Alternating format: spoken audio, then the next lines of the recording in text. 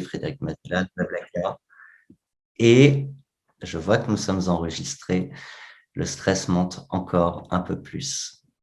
Ou encore Julia Bijaoui-Frischti et bien d'autres, bien évidemment. Hop. Je vous parlais des paris de ma vie et en bon parieur, je voulais faire un pari devant vous aujourd'hui. Nous ne nous voyons pas, en tout cas moi je ne vous vois pas et il me semble que je ne vous connais pas non plus et pourtant je prends le pari que je vous connais. Et c'est là que Peggy vous propose un magnifique sondage à choix multiples auquel je vous propose de répondre. Je ralentis volontairement le débit de ma parole pour que le sondage puisse se lancer et pour ne pas laisser de blanc dans cette intervention. Est-ce que vous avez le sondage? Là, ça devrait être bon. Il est là. Merci Peggy. Hop, je réponds également. Et avant de donner les résultats, je vous laisse quelques secondes. Ça progresse. Je pense vous connaître parce qu'on a un point commun, à minima, c'est le trac. Lorsqu'on doit prendre la parole en public, ce trac, on l'a peut-être eu, en tout cas certains, au moment de lever la main pour la première fois dans la classe à l'école. On l'a peut-être eu la première fois où il a fallu présenter un projet en PowerPoint devant une assemblée, ses collègues et ses managers. On l'a peut-être eu aussi pour certains d'entre vous avant de monter sur scène ou avant d'appuyer sur le fameux bouton REC au moment de vous enregistrer. Il y a plein de bonnes raisons qui font qu'on ne se lance pas, on se trouve toujours de bonnes excuses. Alors, ces bonnes excuses, on les a listées et c'est le fameux sondage. Mais on se dit parfois qu'il existe des centaines de vidéos sur le sujet qu'on souhaite traiter. Alors, à quoi bon proposer une énième vidéo? Parfois, on ne se sent pas légitime. Aussi, souvent, on n'aime pas se voir. On n'aime pas non plus s'entendre. Et derrière ça, il y a l'idée qu'on craint, qu'on a peur du regard des autres, de leur jugement, de ne pas être à la hauteur de ce qu'on imagine qu'ils peuvent attendre de nous. Et enfin, et j'espère qu'on répondra à cette question aussi aujourd'hui, on ne comprend rien à la technique, donc aucune raison de s'y mettre. Alors, qu'est-ce qu'on fait? Avant ça, Peggy, si tu peux partager les résultats. Là, tout le monde a répondu, effectivement, je vois plus d'activité. Je vais mettre ça en sondage. Et je serais curieux de voir si mon pari a fonctionné, si évidemment je vous connais ou pas. Je partage les résultats là. Normalement, vous devriez les voir. Très bien. Donc, la bonne nouvelle, c'est que la technique ne vous fait pas trop peur. Il y a cette question de légitimité, de s'entendre et de se voir qui est prépondérante. Et sur cette idée qu'il existe beaucoup de contenu sur le sujet que vous souhaitez traiter, on va en parler. Ah oui, effectivement, vous avez raison, il existe de nombreuses vidéos, a priori, sur le sujet que vous souhaitez traiter. Certes, mais bon. Prenons l'exemple de sujets de société ou de sujets politiques qui peuvent être traités par de nombreux humoristes, des dizaines, voire des centaines, et pourtant, chacun a quelque chose à dire sur un sujet donné. Pourquoi? Parce qu'ils ont une singularité. Ils ont un angle à proposer et vous-même, vous avez une singularité. Vous avez un regard que vous portez sur le monde, sur un sujet. Vous allez donc proposer peut-être un angle avec un ton qui vous est propre, mais surtout, vous avez une expérience, un vécu dans lequel vous allez pouvoir puiser et qui va faire que ce que vous avez à apporter va être particulièrement différent, différenciant, en tout cas ne ressemblera pas à ce que peuvent proposer les autres intervenants sur ce même sujet. Pour ça, il faut accepter de donner un petit peu de sa personne et de ne pas être simplement dans la théorie. Aussi, vous avez votre propre communauté et je pense que ça, c'est important de l'avoir en tête parce que votre communauté, elle n'a peut-être pas fait le même travail que vous et elle n'est peut-être pas allée voir ces centaines de vidéos qui existent déjà. Elle a donc sûrement besoin de ce contenu que vous allez leur proposer. À ceux qui pensent ne pas être légitimes, rassurez-vous, tous, dans notre vie, à un moment donné au moins, on a pu avoir ce sentiment d'imposteur, le fameux sentiment d'imposteur, parce que certains font mieux, certains sont plus pertinents que moi, et pourtant, ce qu'il faut avoir en tête, c'est qu'on est souvent son premier détracteur. Les autres pourront d'ailleurs le faire suffisamment à notre place, alors peut-être qu'on n'est pas obligé de s'infliger cette nouvelle sanction. Ce que je vous propose, c'est de décider ensemble maintenant, à partir de tout de suite, de faire taire cette petite voix intérieure qui nous empêche d'agir, qui nous fige. Je vous demanderai aussi de faire désormais abstraction des détracteurs, encore une fois à commencer par vous. Je voulais vous parler d'un jeune homme que certains d'entre vous ont peut-être applaudi derrière leur écran, pas plus tard qu'il y a 2-3 jours. Cet homme, c'est Antoine Griezmann, et il est devenu le 3e plus grand buteur de l'équipe de France dans l'histoire. Ce qui est intéressant de savoir, c'est que lorsqu'il a commencé, il était petit, il est d'ailleurs toujours petit, ça n'a pas trop évolué, mais on lui a dit qu'il ne pourrait de ce fait jamais devenir footballeur professionnel. Seulement, il en avait envie. Et en fait, avec beaucoup d'acharnement, beaucoup de travail, il est arrivé à pouvoir démontrer le talent qu'on lui connaît aujourd'hui. Je voulais aussi vous parler d'une femme, chanteuse, Carla Bruni. Elle, on lui a dit, et d'ailleurs, elle le reconnaît, ce n'est pas une chanteuse à voix. Et donc, elle a décidé d'assumer qui elle était et de révéler ce qu'elle était à son audience, cette petite voix qui vous susurre presque à l'oreille et qui finalement, même si ce n'est pas une chanteuse à voix, a su trouver son public. À ceux qui n'aiment pas se voir, ceux qui n'aiment pas s'entendre et derrière qui ont souvent peur de ce regard ou du jugement des autres, sachez quand même que vous n'êtes pas seul.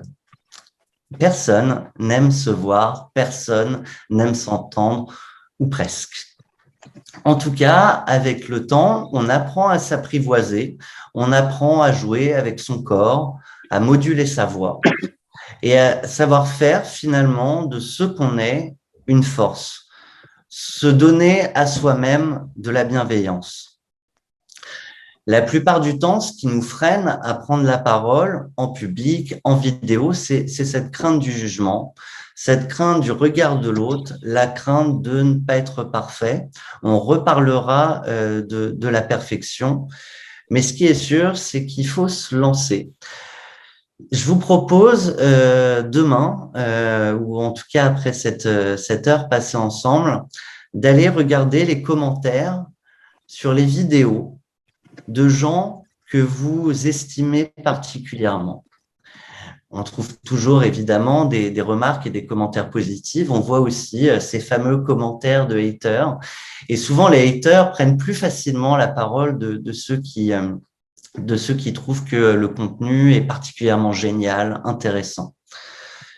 Et tous ces commentaires de haters, bien qu'ils soient présents sous ces vidéos, ne vous empêchent pas, vous, en tant que public, en tant que spectateur, de trouver un certain talent à ces personnes que vous admirez. Il faut donc relativiser. À mes débuts, on m'a donné 2 conseils. C'était un journaliste d'Europe 1, Nicolas Rossignol, qui avait beaucoup de bagages et qui m'a dit 2 choses. Ne joue pas l'animateur et sois toi-même, ce qui va relativement ensemble. On peut avoir tendance parfois, et d'ailleurs c'est ce que je faisais, je jouais à l'animateur radio, je jouais le stéréotype de l'animateur radio et en fait j'en faisais des caisses. Je relativiserai le propos que je suis en train de tenir là tout de suite face à vous parce qu'il peut être intéressant de surjouer un peu pour passer du niveau auquel on est à un niveau un petit peu au-dessus dans la prise de parole pour gagner en posture, pour gagner en hauteur de voix. Néanmoins, rassurez-vous, vous n'êtes pas animateur. Vous êtes les experts de votre domaine. On n'attend pas de vous d'être, malgré la difficulté, malgré le combat de nos entreprises, vous n'êtes pas le Denis Brognard de la formation. Donc, vous n'êtes pas obligé de surjouer l'animateur. En fait, simplement, soyez vous-même, peut-être un vous-même qui va se révéler, qui va accepter de se challenger, de tester des choses aussi pour révéler son potentiel. Mais en tout cas, cette singularité dont on va beaucoup parler pendant cette heure passée ensemble, elle est importante et il va falloir trouver les petites astuces pour vous faire confiance et pour vous révéler.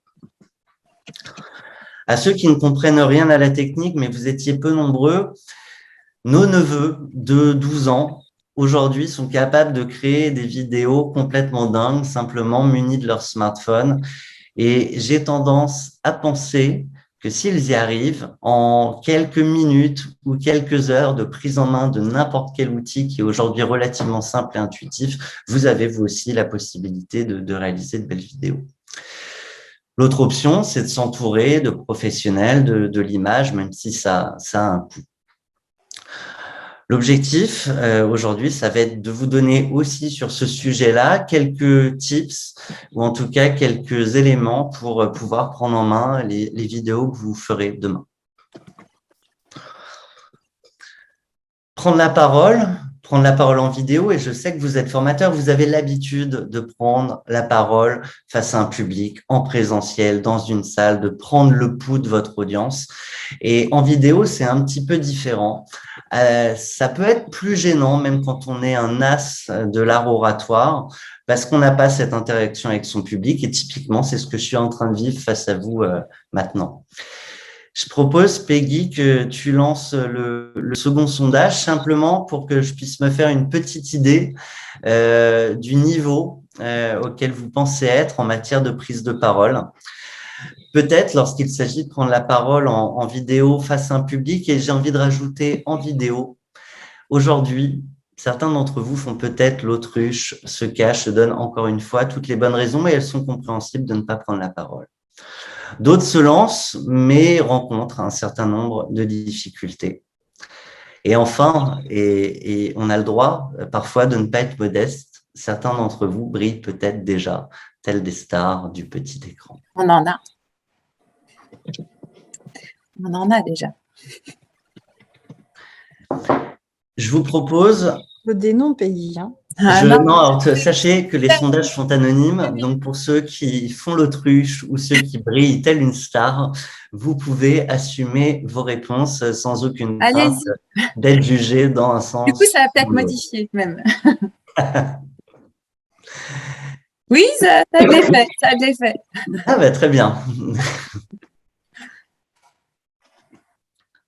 Je vous propose, parce que le temps nous est compté, que j'ai beaucoup de choses à vous raconter aujourd'hui. Mais là, ça se stagne. Je vais mettre fin, je pense.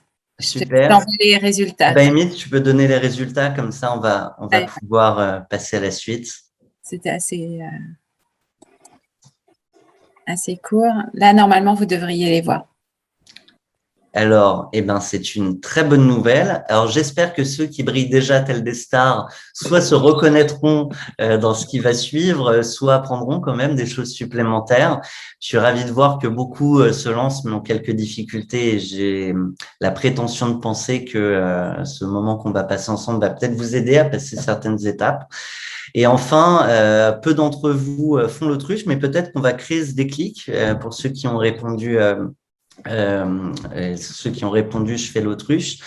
En tout cas, quand même, et c'est peut-être pour ça que vous êtes si peu nombreux à avoir répondu je fais l'autruche, c'est que si vous êtes là, c'est que vous avez cette envie de prendre la parole, de partager votre savoir au plus grand nombre. Je ferme le sondage et je laisse toute la place au retour d'expérience d'Éric Vanin, donc qui est formateur. Alors, simplement pour le contexte, Éric Vanin a participé à une formation qu'il a effectuée avec le Rapid MOOC, qui est proposé à l'AFNOR et dont Claudine vous reparlera, je pense, tout à l'heure. Et on a passé une demi-journée complète ensemble à rechallenger, à la fois le fond, mais aussi la forme. Et donc, plutôt que de longs discours, le sien sera forcément plus pertinent. Un mot avant ça. Alors, normalement, il arrivait là. Peut-être que j'ai pas mis la slide au bon moment. Alors, je vais poursuivre et si nécessaire, je vous passerai la vidéo dans un instant. Mais sur cette idée qu'on souffre à faire de la vidéo, la question, c'est pourquoi souffrir? En fait, on veut être entendu et si on veut être entendu, c'est pour avoir de l'impact autour de soi, dans son écosystème. Et avoir de l'impact, ça permet une chose, ça permet de vendre son expertise, ses produits, ses services. Claudine vous a partagé quelques chiffres sur la vidéo et elle l'a dit, certains sont plus sensibles aux chiffres, certains sont plus attentifs aux images. Vous aurez un peu de tout pendant cette formation, mais je rajoute quelques chiffres sur la vidéo si certains ne sont pas encore convaincus. 56% des internautes français regardent au moins une vidéo par mois. Vous devez donc vous mettre à la vidéo. Les internautes passent 16 heures par semaine en moyenne à regarder des vidéos en ligne. Vous devez donc vous mettre à la vidéo. Le marketing vidéo génère 66% de leads qualifiés supplémentaires par an. Vous devez donc vous mettre à la vidéo. 8 personnes sur 10 ont acheté un logiciel ou une application après avoir vu une vidéo de marque. Même sans la voir, vous avez compris l'idée. Alors, comment s'y prendre? Et je pense que c'est effectivement là que je vous propose l'intervention d'Éric Vanin. On l'écoute.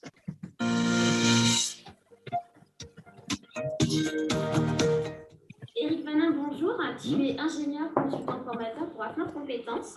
Tu as eu l'occasion de réaliser toute une série de formations en vidéo.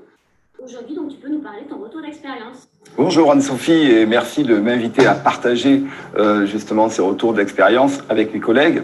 De cette expérience de tournage de vidéo, il y a 3 points principaux que j'ai retenus.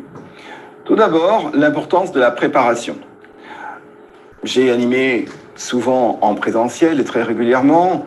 Passer en phase vidéo m'a mis en évidence le fait qu'il est important dans la préparation de préparer un langage parlé, alors que dans les formations classiques, on prépare un langage écrit. Par ailleurs, on dispose pour le tournage de ces vidéos d'un script, mais également d'un certain nombre de slides qui vont apparaître en fait en incrustation sur l'écran. Et il est important que ces slides soient le plus synthétiques possible, en relation avec les points les plus importants du langage qui va être présenté de manière orale, et aussi qu'il ne perturbe pas, qu'il n'attire pas trop l'attention du spectateur pour ne pas justement détourner cette attention du présentateur. Donc un support plus light en vidéo qu'en présentiel. Absolument, Anne-Sophie. Et rédiger un discours parlé. Tout à fait. Ce n'est pas une chose forcément aisée. Éric, tu nous as parlé donc de 3 points clés. Ouais. Un deuxième point sur lequel tu souhaites revenir plus précisément. Absolument, Anne-Sophie. Le deuxième point, il concerne la posture. J'ai pris conscience durant ces tournages que lors de mes formations classiques, présentielles, je ne souriais peut-être pas assez. Est-ce que c'est un effet miroir qui consiste en fait à renvoyer un sourire uniquement que si la personne qu'on a en face de soi la renvoie? Toujours est-il, il est indispensable, à mon avis, que lors de ces vidéos, du tournage de ces vidéos, le présentateur ou la présentatrice sourit tout au long du tournage. Cela permet notamment de mettre beaucoup plus en confiance le spectateur, de le faire adhérer et de l'entraîner tout au long de ces tournages, de ces présentations de la manière la plus agréable possible. Et par ailleurs, la gestuelle est également important pour rythmer justement tout ce discours parlé qui a été préparé durant la...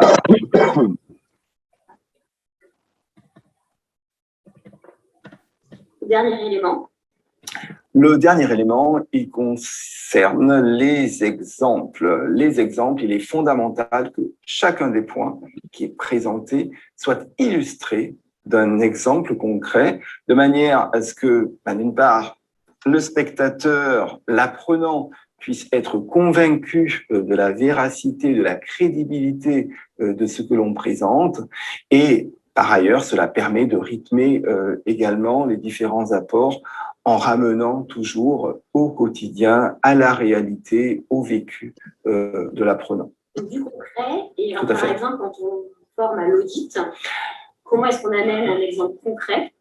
Quand on est en formation, en présentation sur l'audit, il est super important, par exemple, de donner des exemples d'audits que l'on a vécu. Donc, c'est ce que j'ai fait durant les tournages, faire référence à des audits que j'ai pu faire sur les thématiques qualité, sécurité, environnement. Des exemples précis, un qui me vient à l'idée, c'est notamment comment j'ai pu gérer une situation où il fallait vraiment persuader mon audité de la pertinence de l'écart. J'ai fait partager en fait lors du tournage cette expérience, cet épisode qui s'est bien terminé, in fine. Le jour J, tu arrives pour le tournage et voilà, s'il y a une chose que tu retiens. Il y a eu beaucoup d'anecdotes lors des différents tournages. Celle qui m'a le plus marqué, on va dire, que je retiens, c'est la veste. Important d'avoir plusieurs vestes, car on ne sait jamais s'il peut être une veste qui soit trop brillante, ça va pas, et une veste qui est trop terne, ça va pas. Donc, prévoyez plusieurs vestes. Merci Eric. Merci à toi Anne-Sophie, et au prochain tournage.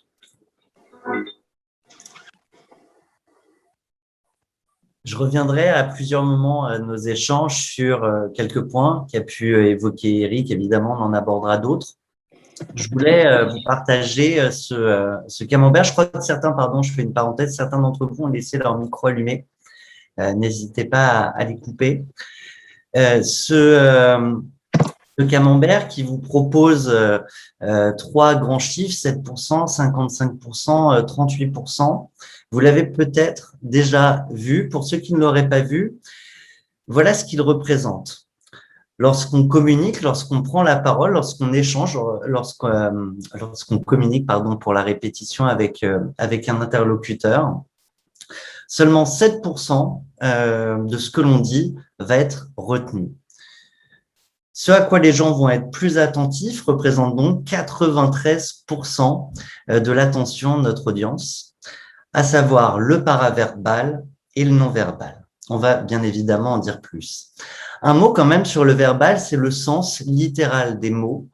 Il ne s'agit donc pas de l'intonation, il ne s'agit donc pas d'éloquence, mais bien proprement, mot à mot, de ce que l'on tente de faire entendre et comprendre à notre audience. Ce qu'il faut savoir, c'est qu'il y a ce que l'on veut dire. Il y a ce que l'on veut dire et finalement, il y a ce qu'on dit.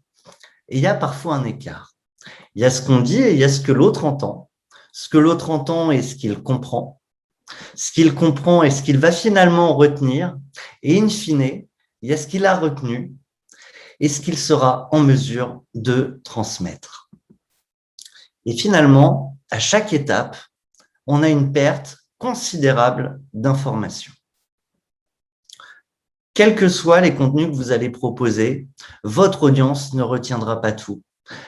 Il est donc intéressant, régulièrement, de répéter. Ça peut vous sembler parfois fastidieux, ça peut vous sembler parfois pas nécessaire d'ailleurs parce que vous connaissez l'information. Néanmoins, et vous le verrez et vous l'avez peut-être déjà vu depuis tout à l'heure, régulièrement, il y a des idées que je remets sur la table en espérant, et ce n'est même pas sûr que vous le puissiez les retenir et peut-être même un jour les transmettre. Ça veut dire donc qu'on reformule. Et alors là, c'est compliqué, mais quand on est face à une audience, face à un public, idéalement, on essaye aussi de les faire reformuler. Et ça permet de mettre en miroir et de confronter ce qui a été annoncé et ce qui a été finalement retenu. Un mot sur le paraverbal, ça concerne le ton, l'intonation, le rythme, le débit de votre voix, le timbre, le volume, la force, la rapidité et la mélodie de votre voix. Un mot sur le non-verbal. Ça concerne vos gestes, votre posture, les mimiques de votre visage, l'intensité de votre regard, la façon, quand on est en face à face, de serrer la main aussi, la façon de se tenir et l'expression de notre visage. Il y a à peu près une décennie, le magazine Forbes titrait, faisait la une de son magazine avec un ordinateur. Et au centre de cet ordinateur, une phrase, le média, c'est vous. Vous le savez, vous êtes le média et ça nécessite demain, et d'autant plus quand vous allez prendre la parole en vidéo, de maîtriser plusieurs aspects. Être le média, c'est être à la fois l'animateur, c'est aussi être l'acteur et enfin, c'est être le réalisateur de ces contenus. Un mot sur l'animateur, c'est le garant de la ligne éditoriale, c'est le fil rouge de l'émission, c'est celui qui va concevoir cette trame, qui va annoter des idées, qui va finalement concevoir le contenu, le fond de ce qui va être partagé à l'écran. C'est celui qui se pose la question de l'histoire qu'il souhaite raconter. Cette question, elle est extrêmement importante. Une autre question qui est extrêmement importante, vous la posez déjà sûrement lorsque vous prenez la parole, c'est à qui vous vous adressez. Vous allez forcément adapter votre discours à votre public. Tout ça nécessite évidemment de préparer son interview, son discours, sa prise de parole, ce qui nécessite de connaître son sujet, parfois de refaire des recherches, se tenir à jour des nouveautés sur un sujet donné, de connaître ses invités ou son audience pour créer de l'empathie et de la mise en confiance, encore une fois, avec son invité ou son audience. L'animateur, il va tâcher pour le rythme, mais aussi pour la compréhension, la mémorisation de ce qu'il va vouloir dire. Il va illustrer ses propos avec des comparaisons, des exemples, des chiffres, des images. C'est celui qui rythme les échanges, ou s'il est seul, c'est celui qui va rythmer, organiser, structurer, cadencer son contenu. Avec un objectif, celui d'arriver à destination, qui peut être la fin de l'émission, ou la finalité d'un apprentissage. Quelqu'un a dit un discours improvisé a été réécrit 3 fois. Ce quelqu'un, c'est Winston Churchill.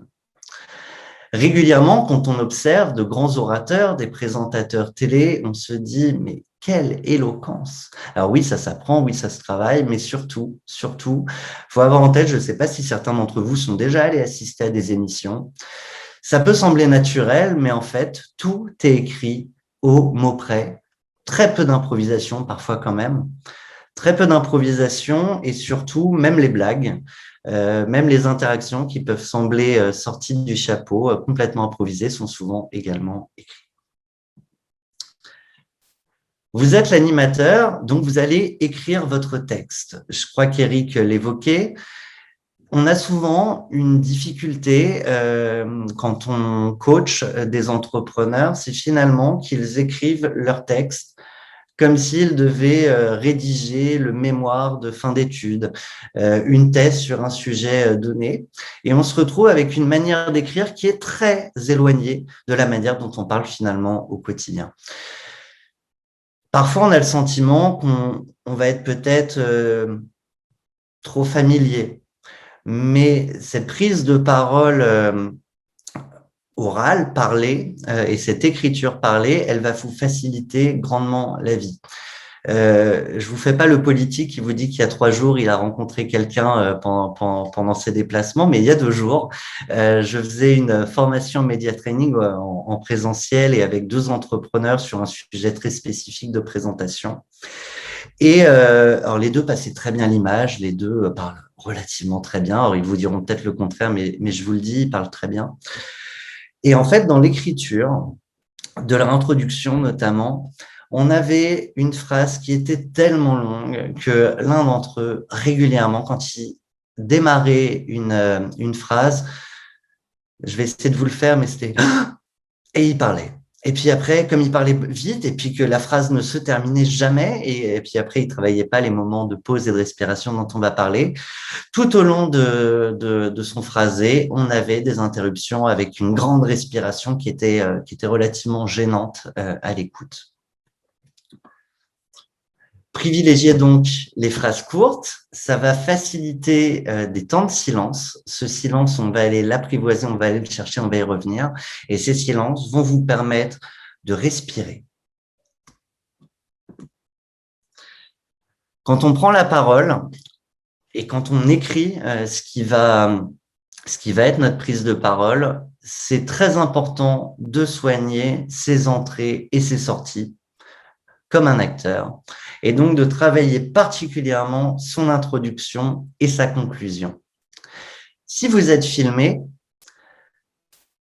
avant de vous lancer, prenez le temps, même si la caméra est allumée, de toute manière, ça pourrait être coupé au montage. Vous prenez vos notes, vous prenez vos 2 premières phrases, vous les apprenez par cœur, ce qui va vous permettre de démarrer votre prise de parole en regardant votre public les yeux dans les yeux. Imaginez si j'avais commencé cette intervention en vous disant alors, c'est très important de soigner vos entrées, vos sorties. Alors, je pourrais parler avec une grande éloquence, mais si je lis mon texte, je ne suis pas avec vous. Je ne crée pas d'empathie et de fait, vous allez vous détourner également de votre écran. C'est peut-être déjà le cas, certains sont peut-être sur leur téléphone et vous avez de la chance, je ne vous vois pas. Tout ça pour dire qu'on travaille cette introduction, on apprend ces 2 premières phrases par cœur, ce qui nous permet aussi de nous lancer et puis finalement, en fait, on connaît son texte, on connaît son sujet. On travaille la conclusion. Je reviens sur l'introduction, mais l'introduction, c'est ce qui fait qu'on va donner une première bonne impression. Ce serait dommage d'être intéressant, d'être éloquent à la 30e seconde si votre public se désintéresse de votre contenu à la 20e et vous quitte à la 20e et ne pourra même pas voir avec quel intérêt et éloquence vous partagez votre propos. Donc, la conclusion, c'est aussi ce par quoi on va finir, c'est donc ce que les gens vont retenir.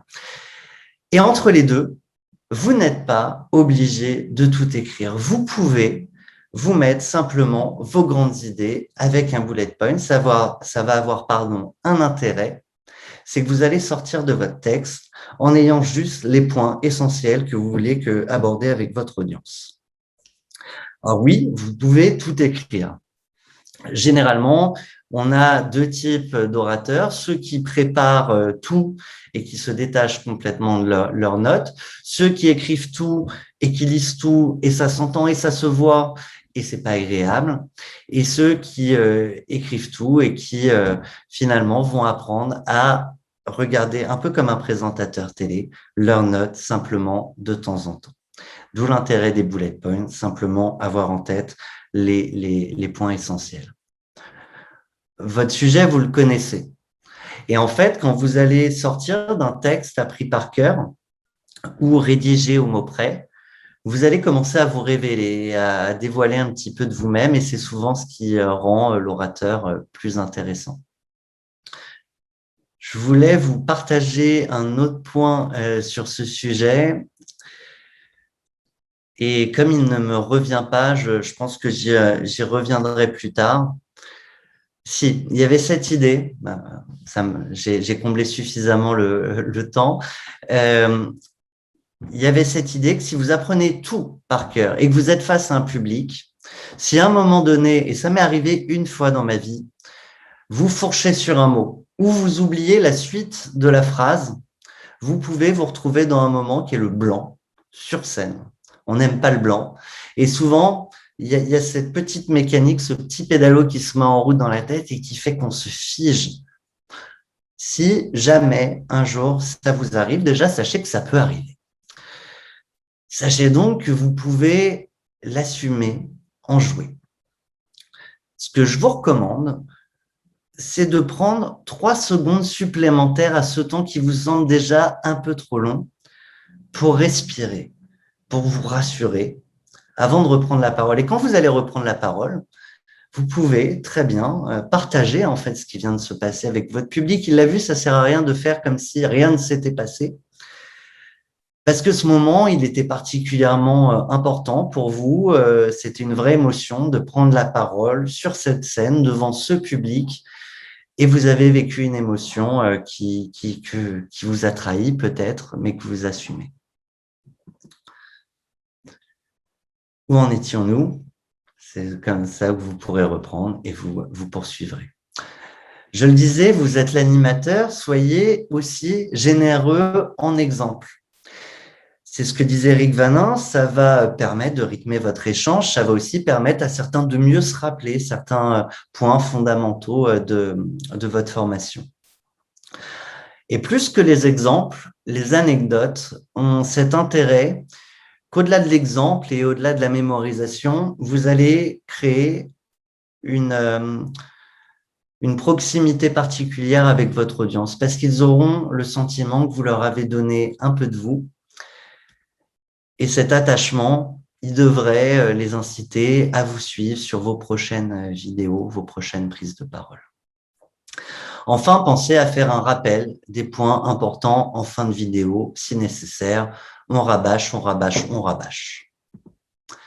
Donc, justement, vous êtes l'animateur, quelques règles, vous pouvez tout écrire, mais surtout ne pas tout lire. Vous écrivez votre texte comme si vous parliez. Vous soignez vos entrées et vos sorties, donc vos intros, vos conclusions, et à l'intérieur de tout ça, quelques bullet points, quelques points de rappel. Vous privilégiez des phrases courtes. Vous facilitez ainsi des temps de silence et donc des temps de respiration. Soyez généreux en exemple. Partagez des anecdotes, pensez à faire un rappel des points importants en fin de vidéo. À ce propos, vous êtes l'animateur, quelques règles, donc vous pouvez tout écrire, mais surtout pas tout lire. Vous devez écrire votre texte comme vous parlez, etc., etc. Je le disais, vous êtes aussi l'acteur. L'acteur, quand il entre en scène, quand il entend moteur, action, il se demande, souvent avant, mais aussi au moment où il se lance, quelle émotion il souhaite véhiculer. Quelle émotion son personnage va devoir partager. Quand vous prenez la parole, vous devez aussi vous demander quelle image vous souhaitez donner dans votre secteur, quelle image vous souhaitez donner de vous-même, quelle image vous souhaitez donner de votre expertise. Encore une fois, quels sont les messages essentiels que vous souhaitez faire passer? Vous ne direz jamais tout ce que vous aviez prévu de dire et c'est pas grave. Vaut mieux avoir le sentiment qu'on n'a pas tout dit plutôt qu'une audience qui se dit que ça a été particulièrement long et un peu trop fastidieux. Il y a souvent un sujet de est-ce qu'on prépare ou est-ce qu'on est spontané. On l'a vu, souvent ce qui semble spontané a été particulièrement préparé. Quand je pitch encore ma boîte actuelle, j'essayais de donner à mon interlocuteur le sentiment que je faisais ce pitch pour la première fois et pourtant mon pitch, il était rodé au mot près. Il était tellement rodé que j'y avais même inclus les hésitations qui semblaient sorties du chapeau, complètement sur le vif. Quand vous êtes acteur, il faut penser à sourire. Il faut même penser à sourire si vous faites de la radio, du podcast. Si certains d'entre vous ont déjà fait de la prospection téléphonique, vous l'avez déjà entendu, le sourire, certes, se voit, mais surtout le sourire s'entend. Pensez à vous détendre, des grandes respirations. Certains, avant de monter sur scène, ou en tout cas avant de partager leurs premiers mots, vont faire un point de pression avec leur pouce de manière très discrète, donc pas comme je suis en train de le faire maintenant, mais une pression avec leurs pouces qui vont tourner sur le creux de leurs mains. Ça peut vous détendre. Chacun trouvera les méthodes qui lui permettent de se détendre ou les images ou les souvenirs qui l'apaisent. Enfin, et encore une fois, je pense que c'est pas grave si je me répète, libérez-vous du regard des autres. J'ai joué comme si ce film ne sortirait jamais. Cette phrase, elle a été prononcée par Jean Dujardin. Il avait obtenu son Oscar pour The Artist et après ça, on lui a proposé un film assez étrange. Ce film, c'était Le Dain. Un mot très rapide sur le pitch du film qui expliquera peut-être cette phrase. C'est un film un peu incongru où un homme seul partait vivre reclus avec un objet essentiel à ses yeux, son manteau en daim. Je vais pas vous refaire le film et à la limite, c'est pas ce qui est important. Ce qui est important, c'est que Jean Dujardin, à ce moment, aurait pu se dire « j'ai eu cet Oscar, voilà maintenant ce que le public peut attendre de moi dans mes choix de films ou aussi dans ce que je peux proposer comme émotion, comme regard, comme sourire, comme intention dans ce que je vais jouer. » Et le fait de se dire qu'il jouait comme si ce film ne serait jamais vu lui a permis, de proposer de nouvelles intentions et finalement, encore une fois, de se faire plaisir, et c'est toujours le plus important, et in fine, de faire plaisir à son public en le surprenant. Belle transition avec cette photo, l'importance du sourire, un mot supplémentaire. Sans vous proposer une tyrannie du sourire, comme on peut entendre parler de la tyrannie de la bienveillance, le sourire s'entend. Seulement, parfois, parce qu'on est sérieux, même en abordant parfois des sujets très complexes ou difficiles, pour conserver ce lien et cette manière d'être complice avec son audience, on peut essayer de s'imaginer quelque chose qu'on voit tous les jours. C'est le fameux présentateur du JT.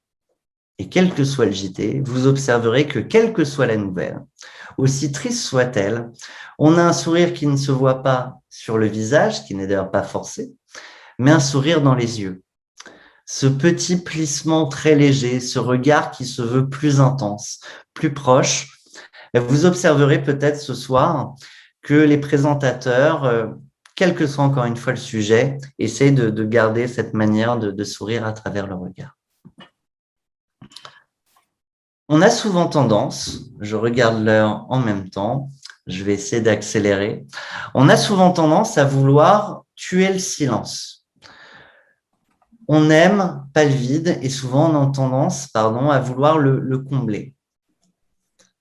Souvent, en plus, on le comble par des plutôt qu'un joli silence. Ce silence, je vais vous demander de l'apprivoiser, de ne pas en avoir peur. Le silence a plusieurs vertus.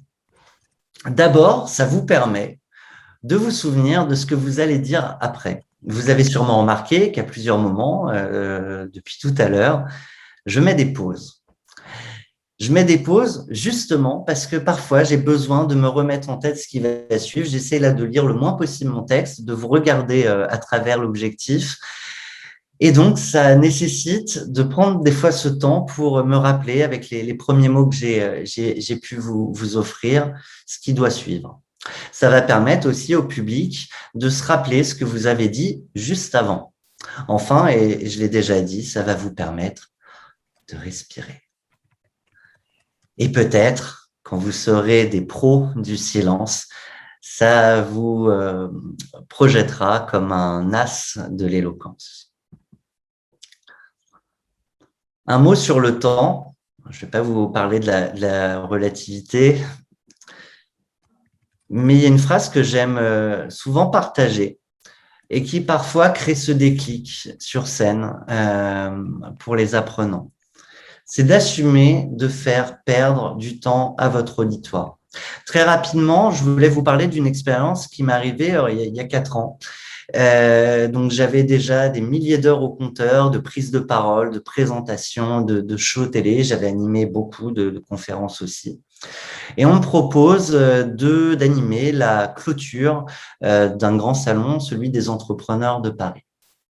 J'étais très touché. Et je me suis senti à la fois une responsabilité de faire peut-être encore mieux que ce que je pouvais produire avant. Et je me suis fixé mes petits défis personnels, chose que je n'avais jamais faite avant. J'ai décidé, alors qu'habituellement tout le monde est assis, y compris le présentateur, j'ai décidé 2 choses. Déjà, de me mettre debout face au public. J'ai décidé aussi de partir sans mes notes. Alors, vous voyez que j'ai mon texte sous les yeux, ça me rassurait. Si jamais il y avait ce fameux blanc, et c'était un appui, c'était une béquille, ça me donnait aussi une prestance d'avoir quelque chose dans la main. En tout cas, ça me rassurait. Et surtout, j'ai décidé sur une conférence d'1h30 de prendre 5 minutes du temps de cette audience qui était venue entendre quelqu'un d'autre que moi, qui était venu entendre l'aventure de ces entrepreneurs qui étaient invités, qui étaient les grands speakers sur scène. Cette responsabilité, ce défi que je m'étais fixé, il a demandé une préparation comme jamais j'avais préparé une prise de parole. Pendant des jours et pendant des heures, devant mon miroir, muni d'une brosse à cheveux, je m'entraînais à travailler ma posture. Souvent, quand je prenais la parole, d'autant que j'ai commencé en radio, j'avais tendance à particulièrement, et ça m'arrive encore, il faut me rappeler régulièrement, c'est ma petite checklist personnelle, de ne pas trop bouger la tête. Du coup, un gros travail sur la posture, rester ancré dans le sol, comment je vais me tenir, on va en parler rapidement. Et donc, tout ce travail en amont jusqu'au jour J. Pour la petite anecdote, à 5 minutes d'entrée sur scène, j'étais avec les speakers en coulisses, on allait rentrer, je les ai tous laissés passer devant et j'ai fait un détour par les toilettes pour aller vomir, tellement le trac était important. Alors, mine de rien, et c'est pas quelque chose à mettre dans votre checklist de passer par ce passage qui n'est pas obligé des toilettes, mais en tout cas, une fois passé ce moment, je me suis senti libéré.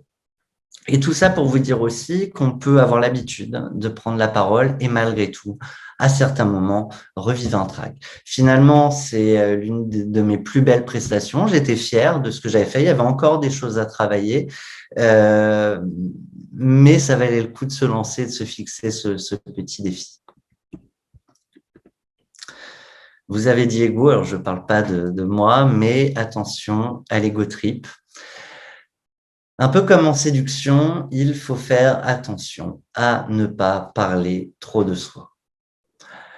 Vous n'êtes pas là pour vendre lorsque vous prenez la parole, même si ça peut être une fin en soi, ça peut être l'objectif d'après, mais vous êtes d'abord là pour offrir, donner de vous-même, partager votre expérience, partager votre expertise, partager votre vision. On pourrait avoir tendance à penser que si on en donne trop, les gens qui vous regardent, finalement, feront sans vous. Avec un peu d'expérience et avec le recul, il s'avère que ceux qui viennent souvent vous voir, alors certes, certains essaieront de faire par eux-mêmes, et d'ailleurs, ils n'y arriveront peut-être pas aussi bien que vous. Mais la plupart de ceux qui vont vous regarder viennent vous regarder pour savoir finalement ce qu'ils achètent. Ils ont envie de valider que vous avez bien une expertise qui va leur servir en interne, qui va servir, par exemple, aussi à leurs collaborateurs. Un mot rapide sur les parasites, je vais essayer d'accélérer, mais c'est important. Domptez donc ces fameux parasites. Il y a des parasites qui sont personnels, qui vous sont propres, et des parasites qui sont techniques.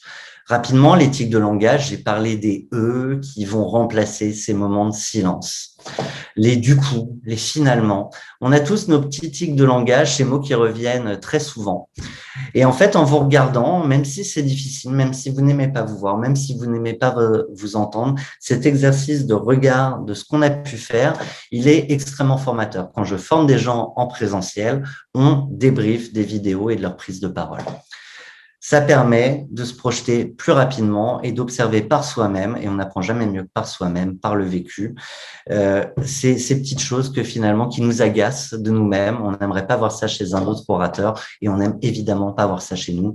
Et finalement, ça va nous permettre au fur et à mesure, pas à tous les coups, mais au fur et à mesure d'éliminer un à un ces petits parasites. Il y a aussi les parasites techniques, un mauvais cadrage, une image floue, un son qui n'est pas qualitatif ou encore des slides inesthétiques. Rapidement, le ton va permettre d'affirmer sa singularité. Chacun d'entre vous aura un ton qui se veut différent et vous-même, vous aurez peut-être un ton qui sera légèrement différent selon l'audience à laquelle vous vous adressez. Parfois, vous devrez choisir entre le tutoiement et le vouvoiement, entre un vocabulaire pointu ou une nécessité de vulgariser. Un langage soutenu ou familier, est-ce que vous ferez de l'humour ou pas? Ça vous est propre, c'est aussi lié à votre audience. Un warning tout de même sur l'humour qui peut rapidement parfois se révéler bancal. Un mot sur le dress code, comme dans la cour d'école, la manière dont on est vêtu va démontrer de certains codes, d'un certain style de vie. On peut aussi parfois décider d'assumer un décalage. Je connais un formateur qui vient toujours avec un chapeau haute forme et on le reconnaît. Et c'est sa marque de fabrique. On se rappelle de Christophe Barbier, l'ancien directeur de la rédaction de l'Express, qui avait toujours sa fameuse écharpe rouge. Bref, il avait son personnage. Quelques points de vigilance, on évite généralement en vidéo les rayures, le vert, notamment sur fond vert, même si ça pourrait être une manière d'assumer un certain décalage, de n'avoir finalement à la fin que votre tête et vos mains sur l'écran. On évite souvent aussi le brillant. On pense parfois au maquillage ou à minima au matifiant, ce qui va vous permettre d'éviter de briller en passant ces petites lingettes, parce que vous allez être sous les projecteurs, parce que vous allez avoir un petit stress qui va faire que le débit du cœur va plus vite et que vous allez commencer peut-être un petit peu à transpirer. Donc, tout ça permet de l'enlever. Pensez également à avoir plusieurs tenues en stock pour deux raisons. Typiquement, si vous enchaînez les tournages sur une même session, peut-être que vous n'avez pas envie que votre public, au fil des semaines, parce que vous publiez toutes les semaines, se dise que finalement, vous n'avez qu'une seule garde-robe, qu'une seule tenue dans votre garde-robe. C'est aussi intéressant, justement, d'avoir plusieurs tenues si certaines ne passent pas à l'image, brillent trop, etc., etc. Faut-il faire des pieds et des mains? Non, que faut-il, faire de ses pieds et de ses mains? Un mot sur les pieds. Alors là, je présente en étant assis. Je préfère généralement faire mes prises de parole debout. Généralement, on a encore une fois ses pieds ancrés dans le sol, quasiment parallèles, parfois très légèrement écartés, mais qui vont vous donner le sentiment que vous êtes un arbre enraciné. Et parce que vous êtes enraciné, tout le reste va se jouer avec vos mains. Vos mains, elles servent à deux choses. Elles servent à rythmer votre discours. Typiquement, vous allez pouvoir parler dans un premier temps de tel sujet ou dans un second temps de tel sujet. Le premier point que je souhaitais évoquer avec vous, le second point, etc., etc. Le fait de jouer avec ses mains va aussi nous rassurer parce que nous permettre de rythmer notre discussion, notre discours. Ça va nous aider à faire des pauses. On évite ce qu'on appelle les auto-attouchements. Parfois parce qu'on est stressé, parce que justement, il y a ce regard de l'autre et a fortiori, dans un moment de silence, dans ce vide qu'on essaie de combler, on va remettre ses cheveux, on va se gratter la joue, etc., etc. On essaye de proscrire tant que faire se peut ces petits gestes parasites. S'il faut une image, et c'est une image que j'utilise souvent, c'est celle de Christine Lagarde, aujourd'hui qui est au FMI. Mais au-delà de ce qu'elle fait, j'aurais pu prendre beaucoup d'autres exemples. Alors là, en plus, elle utilise ses mains et on voit qu'elle est convaincue de ce qu'elle dit. Mais ce qui est intéressant quand on la regarde, et dans la plupart de ses interventions, c'est qu'elle est particulièrement ancrée dans le sol. Elle se tient droite et ça, je vous engage à le faire quand vous prenez la parole, c'est d'imaginer ce petit fil qui vous tire vers le haut et qui naturellement va vous permettre de redresser vos épaules, de ne pas être courbé, renfermé sur vous-même, pas non plus être avachi, mais ce petit fil entre les racines que vous avez créées en étant l'arbre, c'est très imagé, et ce petit fil qui vous tire vers le haut va vous permettre de vous trouver cette posture. Alors, généralement, je me permets pas de le dire, mais mon associée étant une femme et l'expression venant d'elle, imaginez-vous être boobs out. Élargissez votre cage thoracique. Ça va aussi vous permettre de mieux respirer et visuellement, ça donne le sentiment que vous êtes pleinement présent.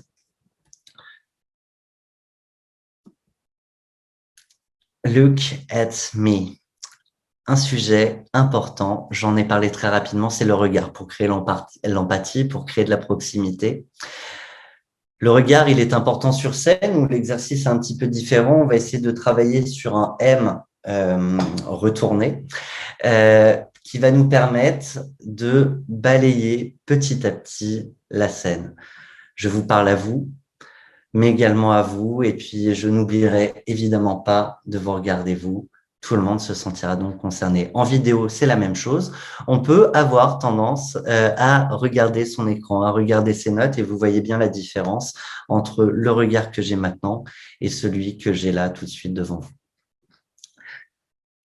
Attention aux fiches, attention aussi aux prompteurs. Certains d'entre vous auront l'occasion de travailler avec un prompteur. C'est relativement Intéressant parce que ça vous permet de ne rien oublier, ça vous permet d'être au mot près relativement juste par rapport aux enseignements que vous souhaitiez partager. Mais le risque, c'est de voir le regard qui balaye de gauche à droite. Je faisais des arts martiaux plus jeune et on me disait toujours garde la garde et ne regarde pas les pieds qui vont partir de ton adversaire ou les poings qui vont partir. Regarde ton adversaire dans les yeux et tu observeras que finalement tu vois tout ce qui se passe autour de toi et que tu verras tous les coups partir de manière très naturelle. Et bien en fait sur un prompteur c'est la même chose en étant très central et relativement concentré, notre regard s'élargit par lui-même et arrive globalement à prendre l'ensemble des informations qui défilent à l'écran. Vous êtes aussi le réalisateur, je check l'heure et j'accélère. Le réalisateur, c'est celui qui supervise, qui gère le matériel, les décors, le cadre, la direction d'acteur. Un mot sur le décor. Il va renvoyer une image de votre expertise, de votre entreprise, de votre façon de travailler, de votre style de vie aussi. Soignez donc votre arrière-plan, privilégiez un arrière-plan rangé, à moins que vous souhaitiez montrer que vous êtes quelqu'un de particulièrement brouillant, avec peut-être quelques éléments de décoration pour ne pas non plus être austère. Peut-être certains détails qui vont révéler une partie de vous, une guitare derrière pour montrer que vous êtes aussi un artiste caché. Bref, ces éléments de détail. Alors, le diable se cache dans les détails. Je ne sais pas si vous avez vu cette photo passer récemment dans l'actualité, mais on a Marine Le Pen, présidente du Rassemblement national, qui essaye de se diaboliser depuis des années, qui prend une photo en hommage à Charlie Watts, le batteur des Rolling Stones qui est décédé, qui va faire une photo qui est relativement bien réussie, où elle est derrière sa batterie avec des baguettes et un grand sourire. Seulement, le diable se cachant dans les petits détails, certains curieux avec un arrêt sur image et un petit zoom ont pu voir que dans la bibliothèque, derrière elle, on trouvait des ouvrages de Goebbels ou encore d'Hitler, qui du coup mettait à mal la communication et l'image qu'elle souhaitait partager. Laissez le plus de champ possible derrière vous, de l'espace donc entre vous et le mur en arrière-plan. Pourquoi? Alors là, on est avec une caméra, un objectif d'ordinateur, mais la plupart des objectifs, notamment d'appareils photo et de caméras, vont créer cette fixation sur le sujet pour flouter l'arrière du décor. C'est relativement esthétique et donc c'est rendu possible parce qu'il y a suffisamment de champ derrière vous. Très rapidement, l'exemple de Norman, grand youtubeur français, qui s'adresse à une audience de jeunes, très jeunes, des collégiens, des lycéens, de jeunes étudiants. Et son décor, c'est pas chez lui, c'est pas sa chambre, mais c'est la chambre typique, imagée, peut-être un peu surestimée, d'un étudiant classique avec le linge qui pend derrière lui et pas mal de clins d'œil. Norman aime Jim Morrison. Norman aime la BD. Norman remercie YouTube qui en fait propose à de grands YouTubeurs un espace dans lequel ils peuvent créer leur propre décor et donc on voit le clin d'œil derrière lui. On voit même juste en dessous une affiche du prochain ou du spectacle actuel de Norman. Vous êtes le réalisateur, vous êtes donc en charge du matériel et vous avez tous normalement un smartphone qui aujourd'hui est capable de proposer des vidéos d'une extrêmement bonne qualité. Donc, vous n'êtes pas obligé d'avoir toute une équipe de tournage derrière vous avec du matériel ultra high-tech et relativement onéreux. Vous avez aussi peut-être un appareil photo qui vous permet de filmer. Un mot important quand même rapidement sur le son et le matériel. Le son est extrêmement important. On parlait des parasites. On peut avoir une très belle image. On peut avoir un contenu extrêmement intéressant. Si le son n'est pas audible, si le son est parasité de petits bruits, généralement, on a une audience qui décroche. Donc, on peut trouver des micro-cravates qui coûtent relativement peu cher, qui seront préférables pour une prise de parole plutôt de formateur. Mais si vous vous lancez dans des interviews, vous pouvez imaginer d'avoir des micros qui font relativement professionnels à l'image et qui en fait simplement se connectent avec une prise USB et pas avec des câbles XLR dont vous ne saurez pas quoi faire parce que vous n'avez pas tout le matériel qui suit et qui permet de brancher des câbles XLR. Pardon, un mot sur le cadrage. Pensez, parenthèse, à avoir de l'eau avec vous. Quand vous parlerez longtemps, vous aurez besoin de réhydrater. Évitez les trop gros plans, évitez les contre-plongées, c'est-à-dire ces vidéos où on voit un double menton et qui sont particulièrement inesthétiques. J'espère que j'ai remis le cadre comme je l'avais préparé au départ. Laissez donc un peu de champ visuel au-dessus, en dessous de votre visage. Privilégiez une place centrale dans l'écran ou ce qu'on appelle le 1/3 de tiers. Donc, vous laissez un tiers d'espace vide à votre gauche, un tiers d'espace vide à votre droite pour pouvoir, par exemple, partager des vidéos, des PowerPoint ou du motion design avec des points clés qui vont s'afficher sur votre gauche ou sur votre droite. Donc, tout ça s'envisage évidemment au moment du tournage et pas une fois que vous êtes au montage. Un mot rapide, un exemple Deliveroo pour qui on a travaillé pendant le confinement. Ils avaient fait une belle opération pour accompagner les restaurateurs qui ne pouvaient plus recevoir du public et ils leur ont proposé un tour de chacun, du coup, réaliser leur propre tournage vidéo. Ils se sont confrontés à deux problèmes. Un problème sur le fond, ils n'avaient pas assez cadré le brief et surtout un problème sur la forme avec des vidéos qui étaient tournées à la verticale, à l'horizontale, qui étaient parfois floues. Bref, rien n'allait. Donc, je vais vous partager en 2 mots, pas la partie sur le fond qu'on leur a aussi proposé, mais en quelques mots, mot pour mot, ce qu'on leur a écrit. Le smartphone doit être orienté à l'horizontale, couché donc. Le smartphone, sauf si vous vous lancez sur Instagram ou ce type de réseau, on va privilégier le vertical. Votre smartphone doit être placé en hauteur, au niveau de votre nez. Il doit être stabilisé, calé par un objet. On vous déconseille donc de vous faire filmer par une autre personne au risque de voir l'image bouger pendant votre enregistrement. Une fois le cadrage effectué, placez-vous au centre du plan. Il faut laisser de l'espace en dessous, alors là c'est très spécifique, et au-dessus de votre visage, ce qui permettra d'ajouter des éléments graphiques de la vidéo sans vous couper le visage. Et on leur avait donné l'exemple de ce qu'on avait fait pour Visa précédemment, où il y avait la charte graphique de Visa qui devait se placer sur l'image qui était filmée par les uns et les autres. Et typiquement, si c'était filmé juste là, juste au-dessus, au niveau de leurs cheveux, et avec les éléments graphiques, on se serait retrouvé avec des visages coupés. Dernier conseil avant de nous concentrer sur le discours, pensez à parler suffisamment fort, il n'avait pas de micro pour être entendu. Évitez de tourner avec des bruits parasites, climatisation, trafic routier, machine à laver, etc. Pensez à regarder non pas le centre de votre écran, mais la caméra de votre smartphone. Oui, souvent, on a tendance à regarder son écran parce qu'en plus, on se voit et du coup, on a ce fameux regard qui n'est pas tourné vers son audience. Alors là, je reviens à nous. Vous êtes réalisateur donc en charge du plateau. Ça implique d'imposer le silence, le calme. On prévient ses collègues, sa famille, ses voisins. Attention aux travaux. On s'assure aussi de l'éclairage avec des lumières indirectes qui sont à privilégier. Vous pouvez avoir une lumière plutôt d'ambiance pour rendre plus chaleureux votre image, mais ce qui va compter, c'est vous-même d'être éclairé. Vous pouvez aussi vous munir côté matériel de ce petit objet lumineux et rond qu'utilisent aujourd'hui la plupart des influenceurs. Un point d'attention important au contre-jour. Je voulais vous faire un jeu des 7 différences très rapidement. On voit ici une pub d'une marque très connue. D'ailleurs, je crois que c'est Zoom, ce qu'on utilise aujourd'hui. Et qu'est-ce qu'on voit? Le point commun de tous ces gens, c'est qu'ils sont particulièrement bien centrés. Ils ont le champ parfait au-dessus, ni trop peu, ni pas assez. Voilà plutôt à quoi ressemble la réalité, avec des phrases coupées, des gens qui sont trop bas, des contre-jours, et on voit bien qu'il y a une grosse disparité entre ce qui était annoncé et la réalité des choses. Pour les plus ambitieux d'entre vous, vous pourrez vous mettre au montage. Il y a plein d'outils gratuits et relativement intuitifs que vous pouvez utiliser. Ça va vous permettre de couper les éléments superflus, de supprimer vos ratés, les temps morts, de rythmer du coup vos contenus, d'ajouter des contenus supplémentaires, des images, des textes, etc. Si vous coupez des moments entre telle phrase et telle autre parce que vous avez buté, parce que vous avez fait une pause entre deux phrases, privilégiez des changements de valeur de plan. En fait, c'est les zooms des zooms qui du coup, comme par magie, donneront l'impression à votre audience qu'il n'y a pas eu d'arrêt. Vous ne vous êtes jamais arrêté dans votre prise de parole et en plus, ça va rythmer votre vidéo.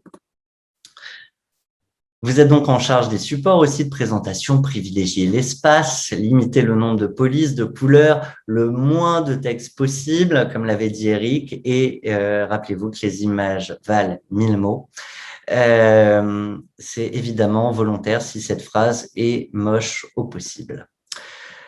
Un mot très rapide, j'ai quasiment fini, sur la prise de parole à plusieurs. Imaginez-vous un ballet. On a cette danseuse, Étoile, qui est centrale et pourtant, autour d'elle gravitent un certain nombre d'autres danseurs, d'autres danseuses. Et en fait, ils sont au service de la personne qui est mise en lumière. C'est-à-dire que quand vous êtes deux, parfois, on en a un qui parle. Et pendant ce temps-là, celui qui est à côté se dit que comme c'est l'autre qui parle, lui-même n'est pas dans l'écran, il oublie qu'il est à l'image et certains vont se mettre à bâiller, à regarder à côté, par terre, leurs pieds. Et en fait, ça donne le sentiment très implicite que s'il s'ennuie, celui qui parle est ennuyeux. Donc, gardez ça en tête. Gardez aussi l'idée que vous regardez donc cet objectif, mais que vous pouvez, au-delà de l'interaction que vous créez avec votre public, avoir ces moments d'interaction, au moment où vous allez vous passer la parole, au moment où il y a un clin d'œil qui vous fait sourire de la part de l'autre animateur. Enfin, vous avez été l'acteur, vous avez été l'animateur, vous avez été le réalisateur. Il y a une dernière étape que je vous proposerai, c'est de devenir le spectateur. Vous avez peut-être vu, pour les plus anciens d'entre vous, ce moment phare de la télévision qui était la Star Academy et ce moment encore plus phare dans la Star Academy qui était le débrief des prestations de Raphaël Ricci. C'est un moment particulièrement difficile pour les apprentis chanteurs parce qu'elle démontait image par image, prise de parole par prise de parole, mouvement par mouvement, tout ce qui n'allait pas dans la prestation des candidats. Je vous parlais des détracteurs tout à l'heure, mais il y a aussi des gens qui vous font des remarques qui sont constructives, qui vont finalement vous aider aussi à faire grandir. Et ce détracteur bienveillant, ça peut être vous, ça doit être vous. Osez accepter, encore une fois, de regarder vos premières prestations vidéo. À terme, vous ne perdrez plus de temps à vous regarder. Mais c'est en vous observant, encore une fois, en regardant ces petits détails que vous pouvez vous améliorer. Simplement, c'est en forgeant qu'on devient forgeron. Vous remarquerez que c'est automatique, c'est bien calibré dans l'image, bien placé. Ça va même lui permettre de vous proposer quelques mots-clés, peut-être une image ou un PowerPoint sur sa droite. Tout ça pour vous créer des automatismes, un peu comme quand on rentre dans une voiture, on met sa ceinture, on met le contact, le frein à main. Alors, je vous donne pas tout dans le désordre. Vos premières prises de parole, vous oublierez peut-être d'enlever le frein à main. Et en vous regardant, vous vous en rendrez compte. Et petit à petit, ce qui peut vous sembler fastidieux, ce qui peut vous sembler chronophage, finalement, va devenir un simple automatisme. La perfection dans tout ça, rappelez-vous, dans la Startup Nation, on dit souvent « fake it until you make it ». Ça veut dire « dis que tu sais le faire et ensuite, une fois que tu as ton client, tu trouveras tous les éléments pour le faire et pour répondre à ta promesse ». Je vous propose, vous, de détourner un peu cette phrase avec le « fail it until you make it ». Faites, testez, ratez votre prise de parole, ratez vos lancements, ratez vos transitions. Vous ne serez pas obligé de publier vos essais. Et tout ça va vous permettre, à la fin, d'avoir une prestation de qualité. Peut-être pas pour vous. On peut se rappeler que nous sommes humains et tout le monde se le dit. On a souvent l'envie d'être parfait, mais en fait, quand on veut être parfait, on se lance souvent jamais. Quand on a lancé notre première boîte, on avait 20 000 euros de capital et on a mis un quart de notre capital, soit 5 000 euros, sur notre premier site Internet. Et à un moment, on s'est dit, bon, on se lance, on n'est pas parfait. Et en fait, on a eu raison parce qu'on a lancé ce site. Il n'a plu à personne. Et en fait, alors tant pis pour les 5 000 euros et le quart du capital de la boîte perdu finalement dans ce premier site Internet, mais ça nous a permis très vite en fait de réamorcer. En fait, c'est en apprenant, c'est en faisant qu'on apprend. Et c'est aussi par les retours qu'on va affiner ces prestations diverses et variées. J'espère que vous n'oublierez pas que plus jamais personne, y compris vous-même, ne vous empêchera de faire entendre votre voix. Cette brillante intervention, elle est de moi-même.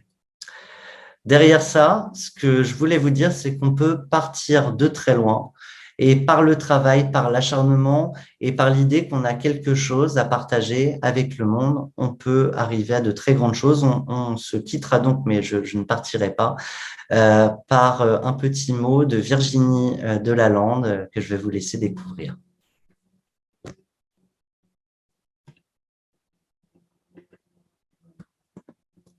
Eh bien, ça ne se lance pas. Alors, c'est l'effet Bonaldi, et auquel cas, et ça peut arriver dans une présentation, il faut assumer.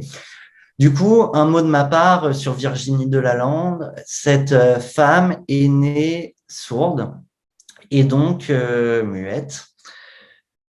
Et par un travail acharné, elle est devenue avocate. Et elle en est arrivée même à prendre la parole dans les fameux TEDx en conférence devant des centaines et des milliers, et du coup même des centaines de milliers de personnes avec les rediffusions en ligne.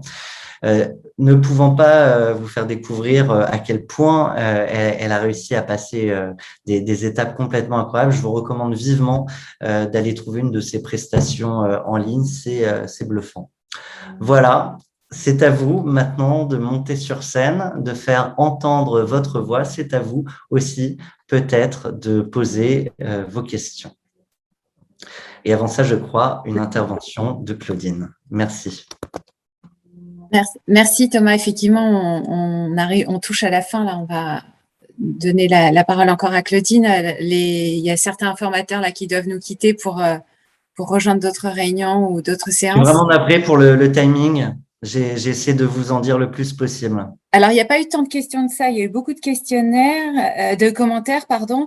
Je pense qu'il y a eu un amalgame au début sur la classe virtuelle et le fait de construire ces vidéos. On a enregistré la séance donc en cours de route, comme tu l'as spécifié, mais on enverra le replay.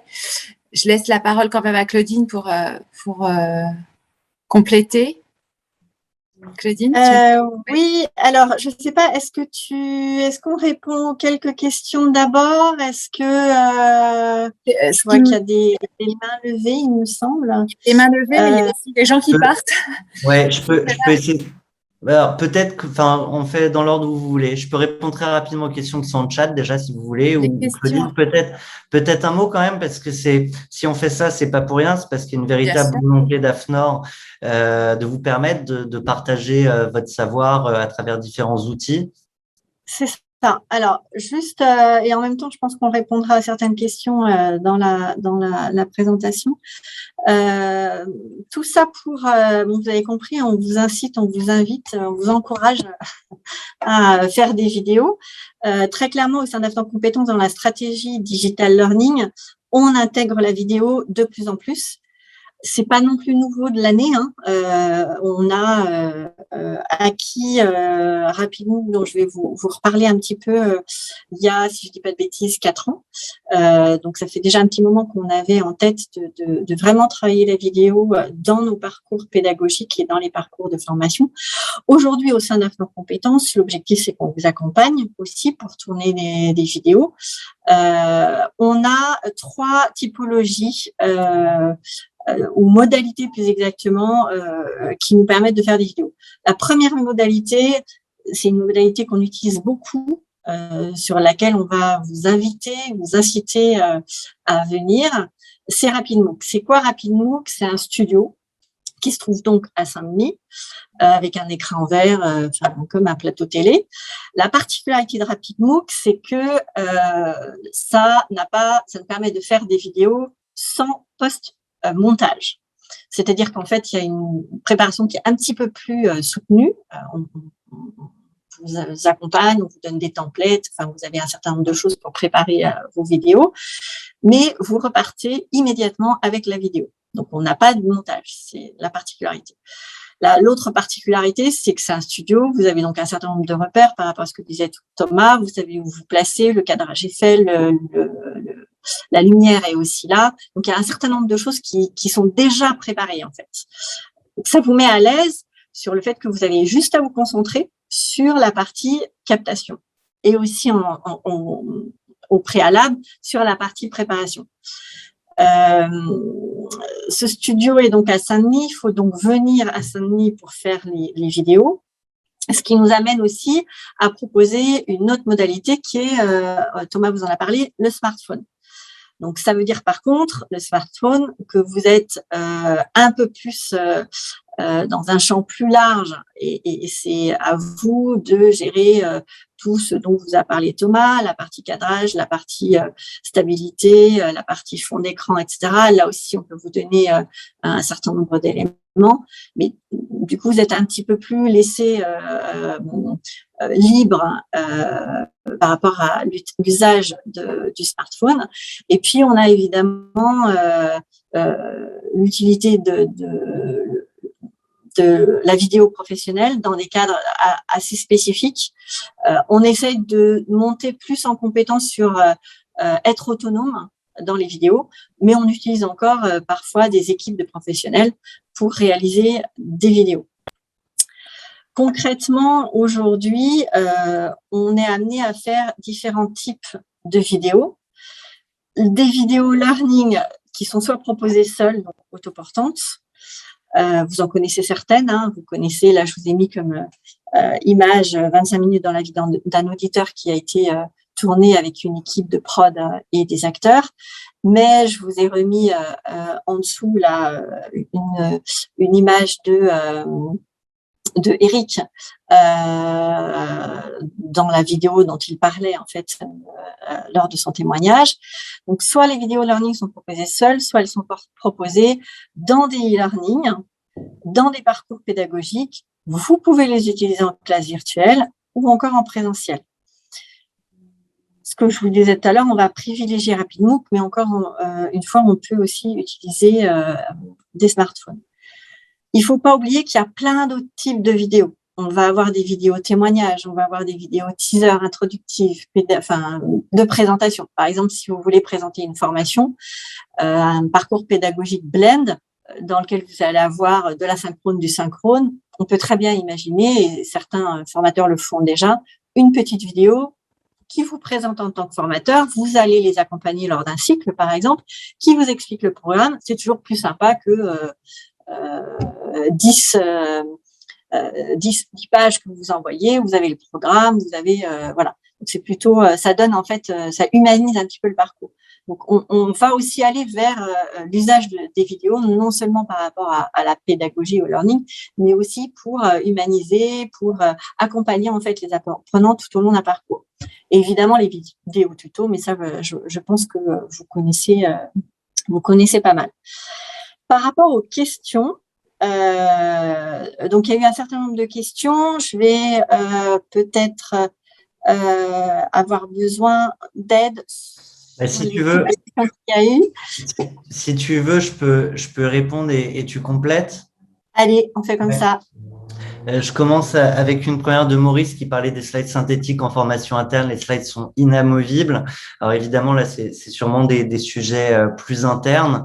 Ce qu'on fait avec beaucoup de clients pour qui on crée des MOOC, c'est qu'on a effectivement des slides beaucoup plus light qui sont présentés à l'intérieur de la vidéo pour accompagner le discours du formateur. Et on va proposer aux apprenants d'aller plus loin avec des slides complètes et voire presque exhaustives.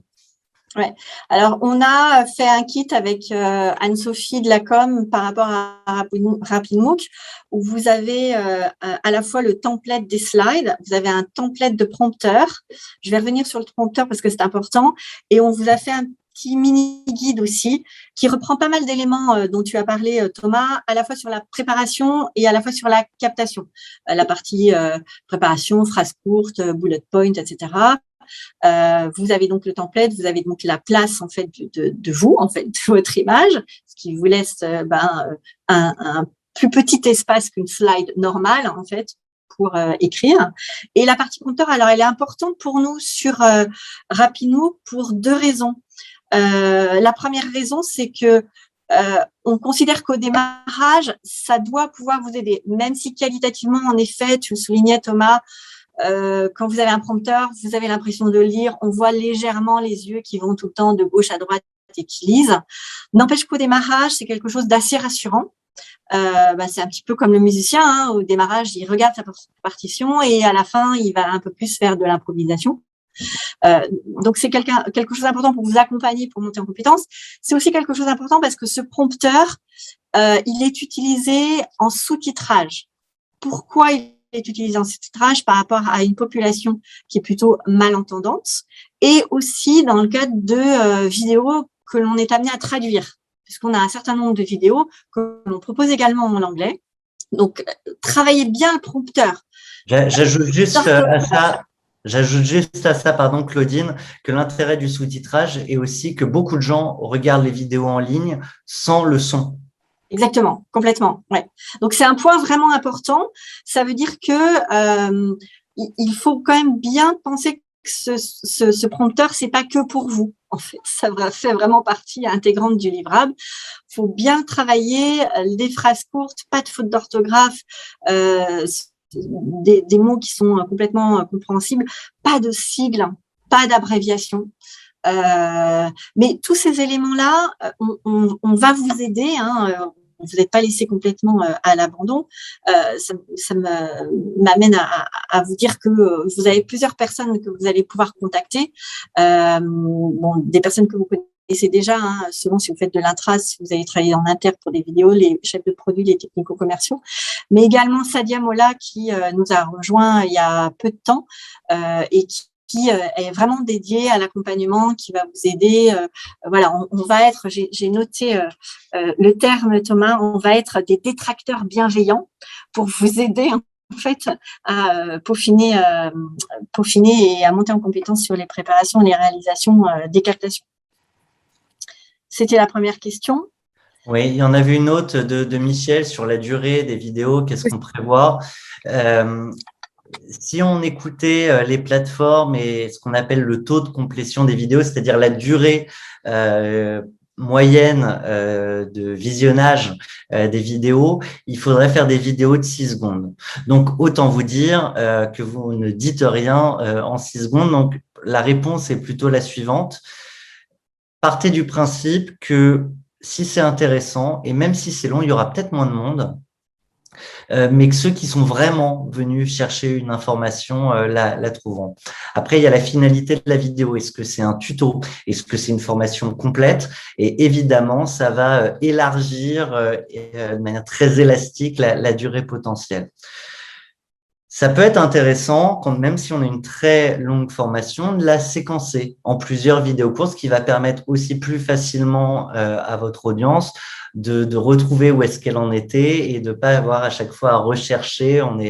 Tout ne fonctionne pas comme sur Netflix où on retrouve le moment où vous êtes arrêté. Donc, je vous fais un peu une réponse de Normand en la matière, mais néanmoins, la règle, c'est qu'il n'y a pas de règle pour citer Rambo. Alors, nous, on s'est quand même mis une règle pour essayer d'accompagner un peu au départ, en tout cas, mais tu as complètement raison, hein, on voit bien qu'au départ, on respecte la règle et puis après, en fonction de la thématique, de la cible, on déroge un peu à cette règle. On essaye en effet de faire des vidéos courtes, on va dire entre 1 minute et 2 minutes 30. Et on va plutôt aller vers ce que tu dis, à savoir un peu saucissonner en fait, on va préférer faire plusieurs vidéos qu'une vidéo longue, parce que ça permettra aussi entre les vidéos, pourquoi pas, de mettre de l'interactivité.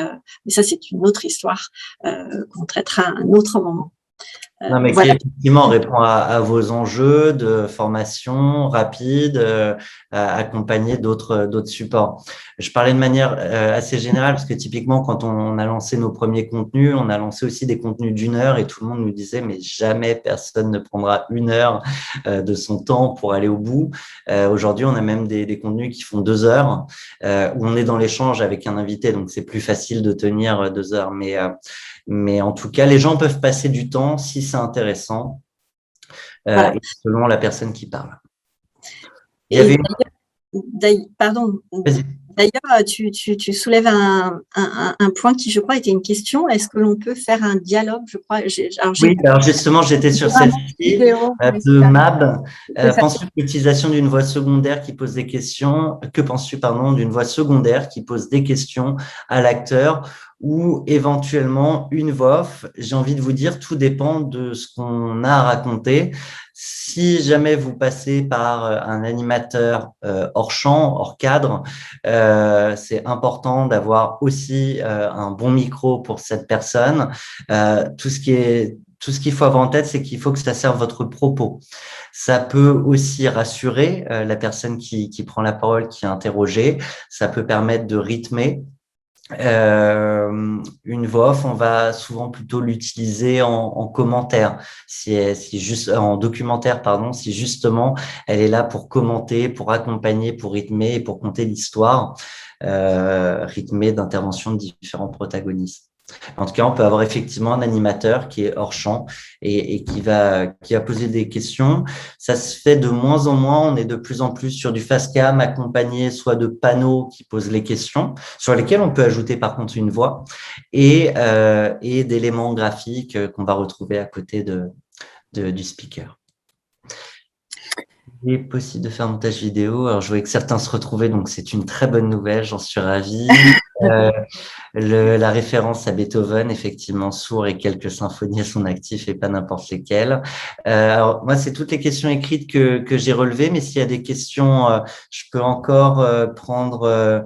Ouais, peut-être peut-être un petit arrêt sur la question sur le montage. Donc, je vous ai dit rapidement qu'en fait, la particularité, c'est qu'il n'y avait pas de post-prod, donc pas de montage. Néanmoins, ça ne veut pas dire qu'on ne peut pas en faire.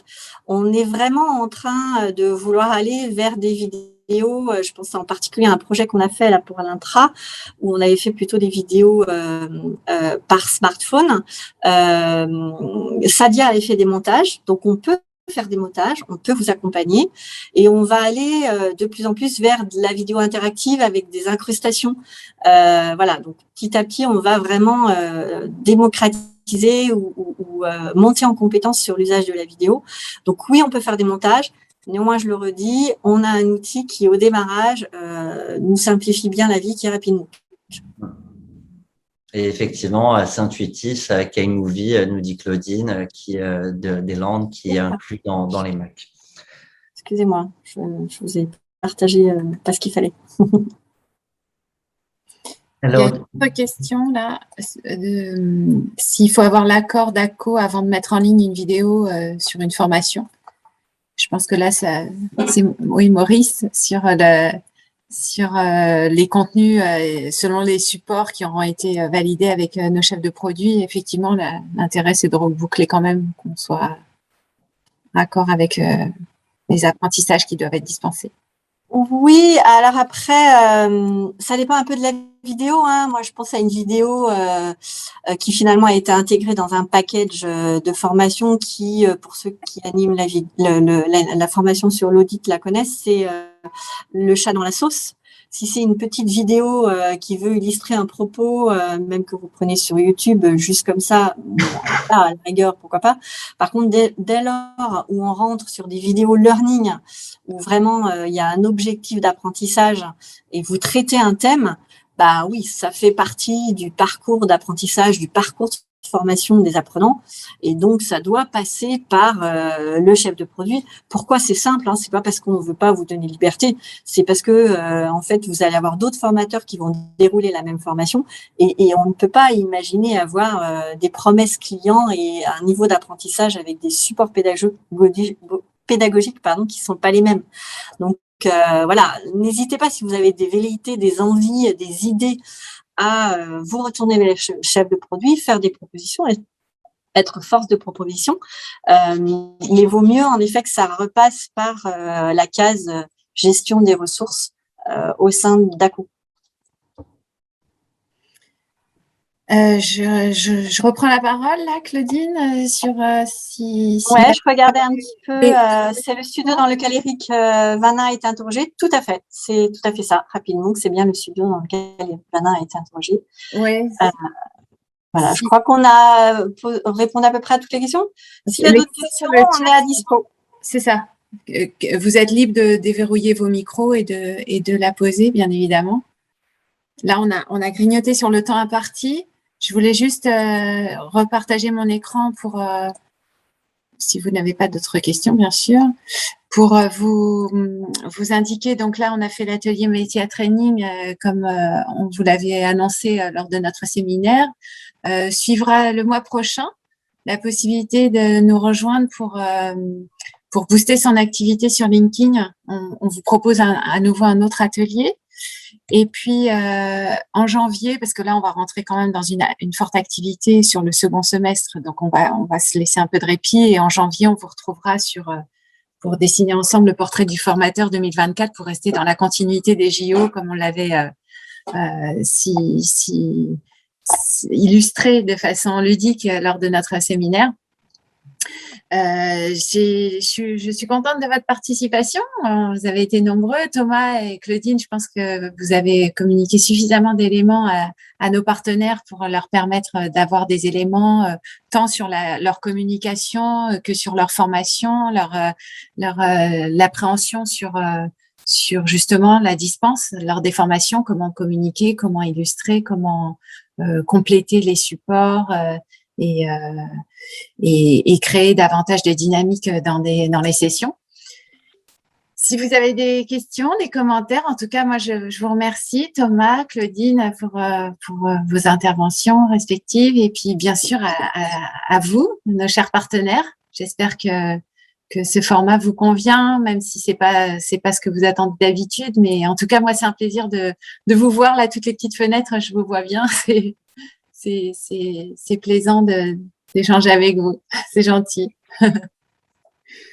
N'hésitez pas. Si vous avez des questions,